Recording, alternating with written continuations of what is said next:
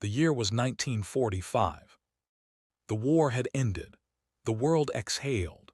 And across the United States, something entirely new was stirring, not in the battlefields but in the hearts of ordinary Americans. More than 16 million men had served in the U.S. military. When they came home, they were young, optimistic, and ready to build lives that had been put on hold. They'd seen destruction overseas, and now they wanted peace, a steady job, a family, and a home of their own. But there was a problem. America didn't have enough homes. During the Great Depression and the war years, home construction had nearly stopped. Factories built tanks instead of toasters. By 1945, housing was scarce, and millions of returning soldiers and their new families were squeezed into cramped apartments, basements, even converted chicken coops. Cities like New York, Philadelphia, and Los Angeles were bursting at the seams. Rent was climbing. Families doubled up. In Washington, D.C., thousands of veterans slept in converted barracks. The federal government had tried to help. The GI Bill of Rights, passed in 1944, guaranteed low-interest home loans for veterans, but there were few affordable houses to buy. And that's when a man named William J. Levitt saw an opportunity. Levitt was a builder, clever, confident, and ambitious.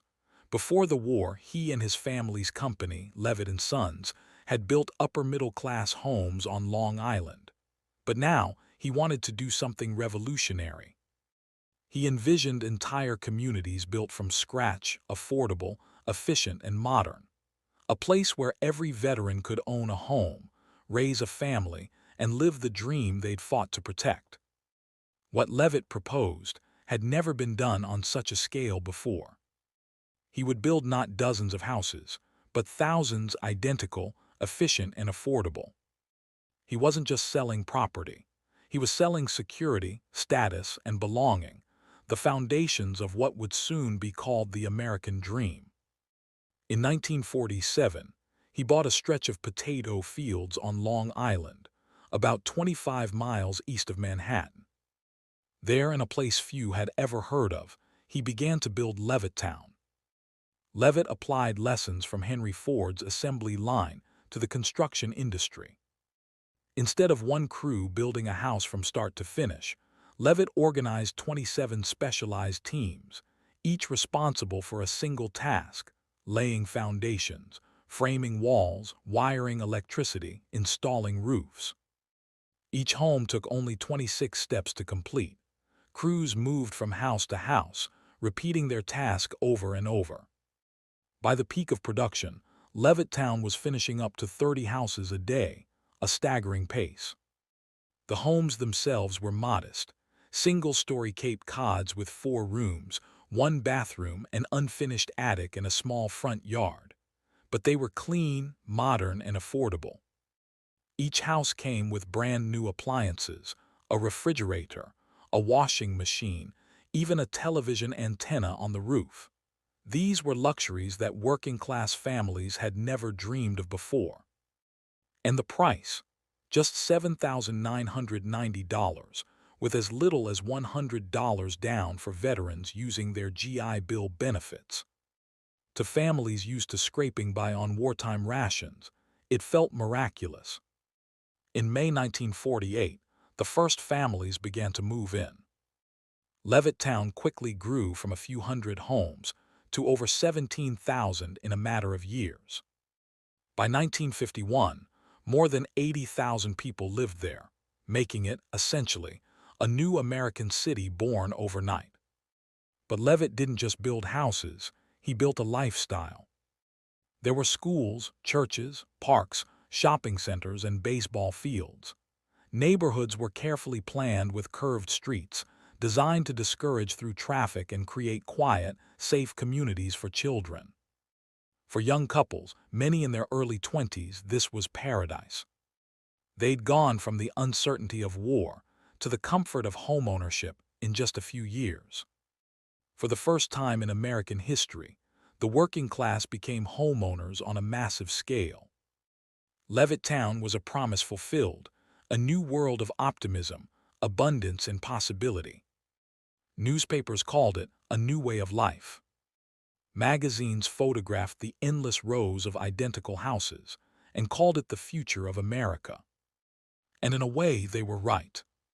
By the early 1950s, Levittown had become more than a housing development. It was a symbol of prosperity, of stability, of everything Americans believed they'd earned after years of hardship. In a Levittown home, you could watch television, own a car, grill in the backyard, and raise your children in a safe neighborhood. Television shows like Father Knows Best, Leave It to Beaver, and The Adventures of Ozzie and Harriet mirrored this new world, turning the suburban family into the model of what it meant to be American. The suburban lifestyle revolved around consumption and comfort. Families filled their homes with the latest gadgets: toasters, televisions, refrigerators, vacuum cleaners. Shopping centers, a new idea at the time, replaced old downtowns. You didn't need to go into the city anymore. Everything you wanted was now a short drive away. And cars, the ultimate suburban symbol, connected everything. In 1956, President Eisenhower signed the Federal Aid Highway Act, creating 41,000 miles of interstate highways, making it easier than ever to commute from suburb to city. But with all this growth came something new: uniformity. From above, the suburbs looked like a patchwork quilt, endless repetition.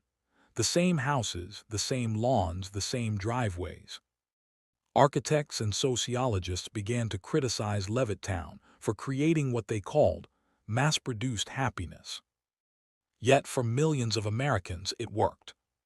Families felt safe, schools were good, the lawns were green, and for a generation raised in the shadow of war, sameness meant peace. Suburbia wasn't just about houses, it was about belonging, about proving that you made it. It became the visual shorthand for the American dream itself.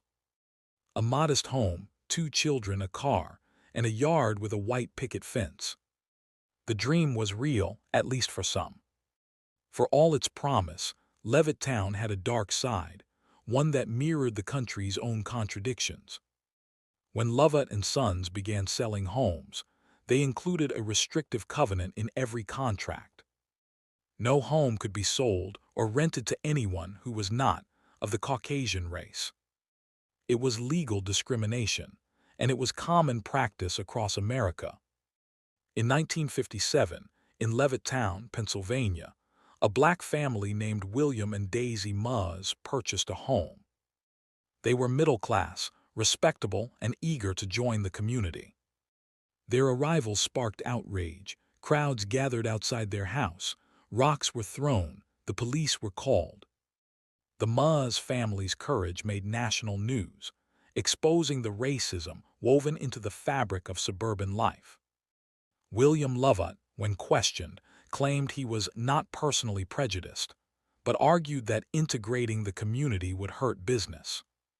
For decades, such policies ensured that the benefits of suburban living, affordable homes, good schools, stable neighborhoods, went almost exclusively to white families. This wasn't just a moral issue, it had lasting economic consequences. Home ownership builds wealth, and generations of black families were denied that opportunity. Even beyond race, suburbia had its struggles. Women, often portrayed as cheerful homemakers, began to feel isolated and restless. Writers like Buddy Frudden, who lived in suburban New York, described the problem that has no name: a deep dissatisfaction among housewives expected to find fulfillment only in domestic life.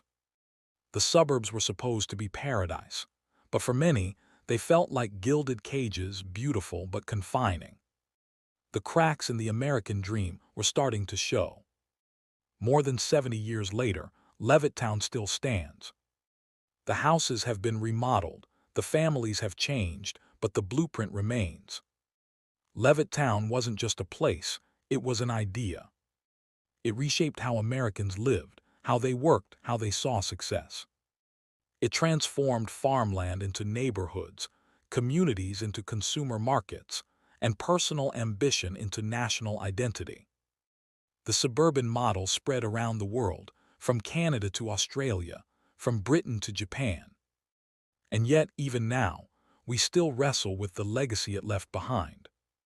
The racial and economic divides, the environmental costs, and the enduring question: what is the American dream, and who gets to live it?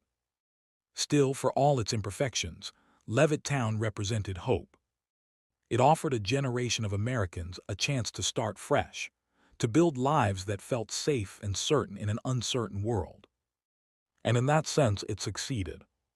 The sound of hammers on wood, the smell of new paint, children riding bicycles down quiet streets, a family watching television in the glow of their new living room lamp. That's the story of Levittown, a story of promise and paradox, of innovation and exclusion, of America at its most ambitious, and at times its most blind. When we look back now, through the sepia tones of nostalgia, we see more than rows of houses. We see the story of a nation learning to dream, and perhaps learning to dream better.